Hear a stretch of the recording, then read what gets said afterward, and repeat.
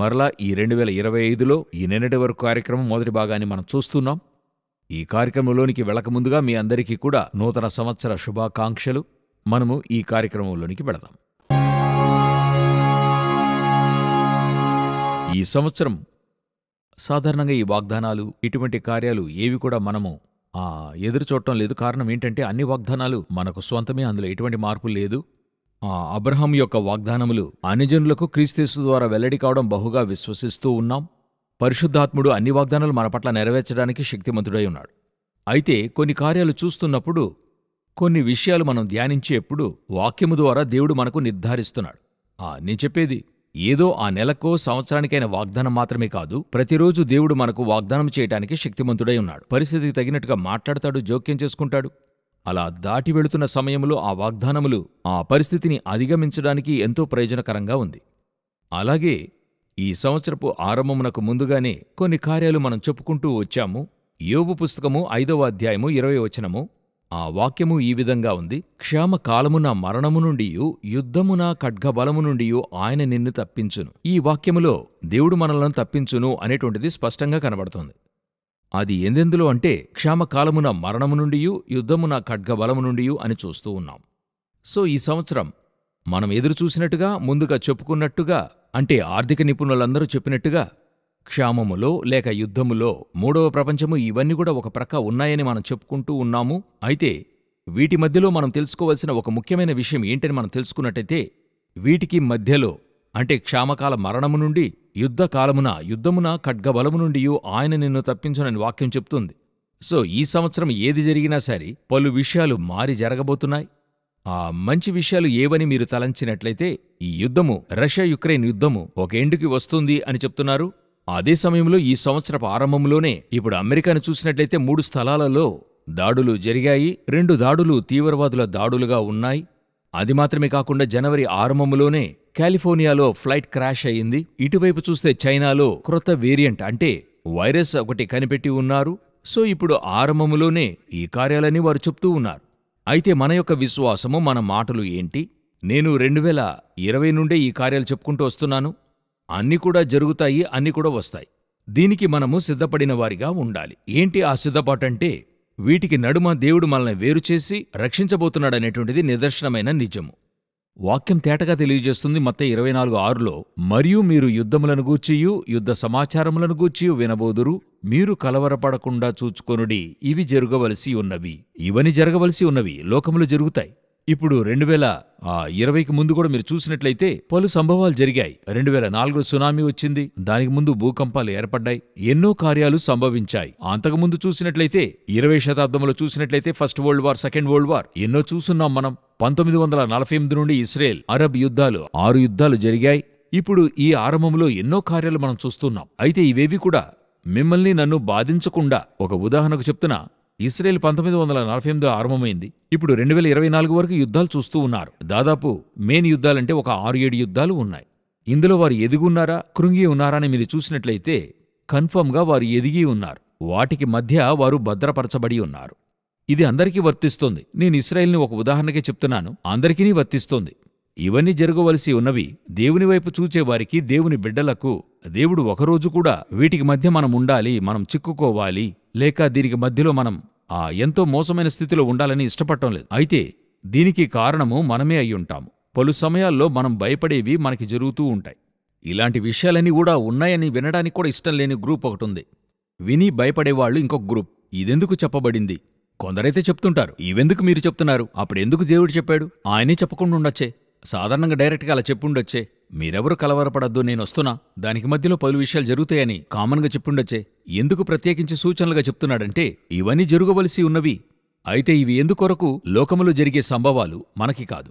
So మనము వీటిని చూచి కలవరపడకుండానట్లు దేవుని చూడటానికి సిద్ధపడేవారిగా మనముండాలి. మన చుట్టూతా ఏం జరిగినా సరే యేసు ఆరోహణమైనప్పటినుండి ఇప్పటివరకు జరుగుతోంది. యోచించండి, క్రీస్తు శకం 70లో పూర్తి ఇశ్రాయేలు చెదరగొట్టబడింది, యెరూషలేము దోచుకొనబడింది, దేవాలయము కూల్చబడింది, చివరి కోట మసాడా కూల్చబడింది, ఒక దేశమే లేకుండా పోయింది.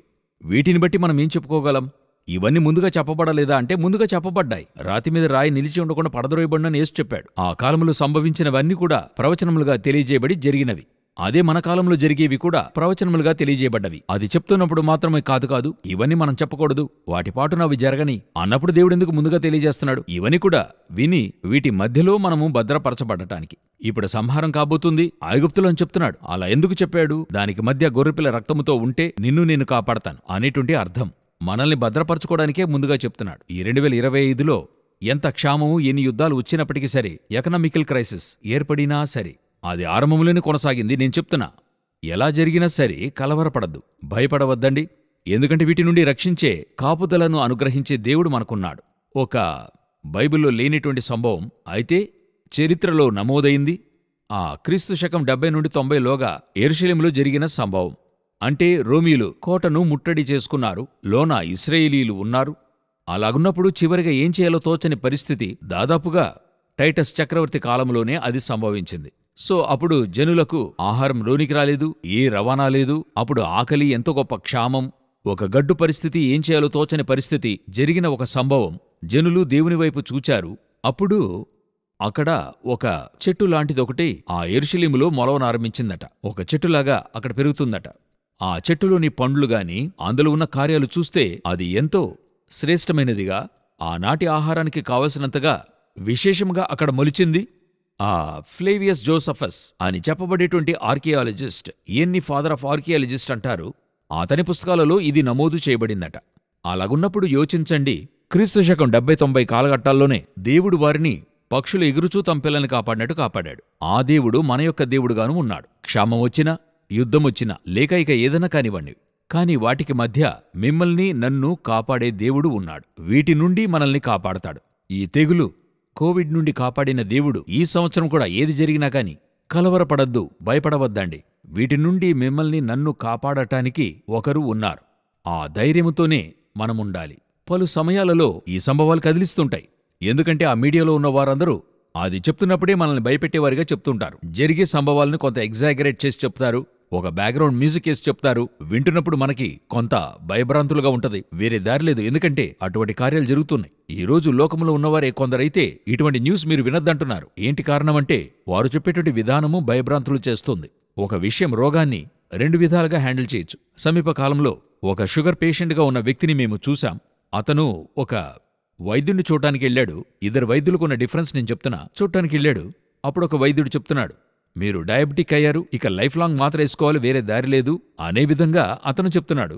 ఆ తర్వాత ఎంతో కేర్ఫుల్గా ఉండండి, అది చేయండి, ఇది చేయండి అని చెప్తూ ఉన్నాడు.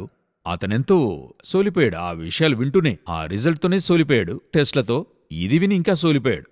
తర్వాత అతన్ని ఏం చేశారు, లేదండి ఇంతకంటే బెస్ట్ మెడిసిన్ ఉంది, అక్కడికెళ్తే ఎంతో ఈజీగా గుణపరుస్తున్నారు అని చెప్పి వేరొక ట్రీట్మెంట్కి తీసుకెళ్లారు.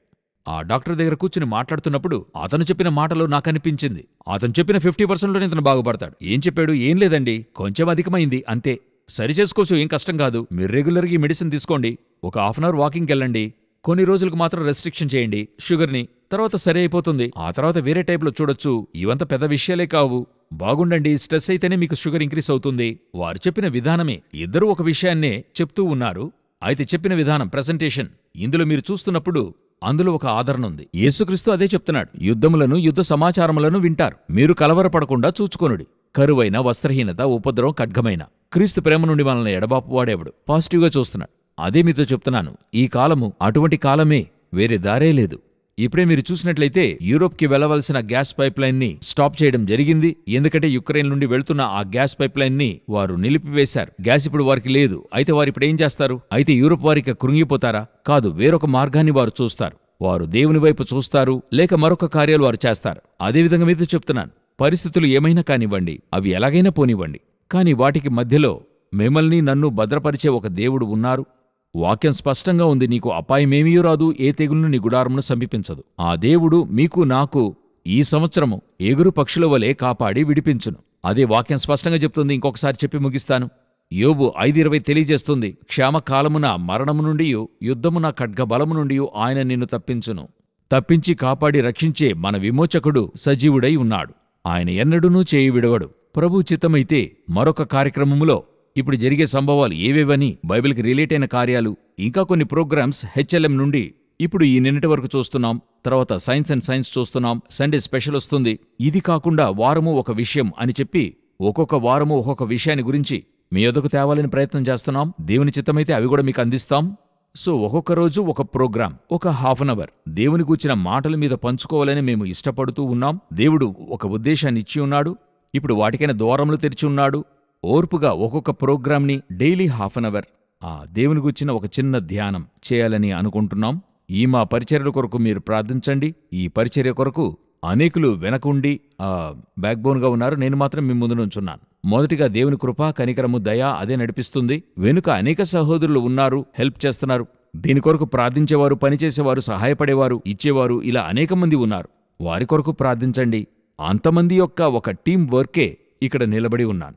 సో వీటన్నిటి కొరకు ప్రార్థించండి. మీ దగ్గర ఎప్పుడు అడిగేది అదొక్కటే, ఈ పరిచర్యకై ప్రార్థించండి. దేవుని చిత్తమైతే మరొక నిన్నటి వరకు కార్యక్రమంలో మిమ్మల్ని కలుసుకుంటాం. అంతవరకు గాడ్ బ్లెస్ యూ.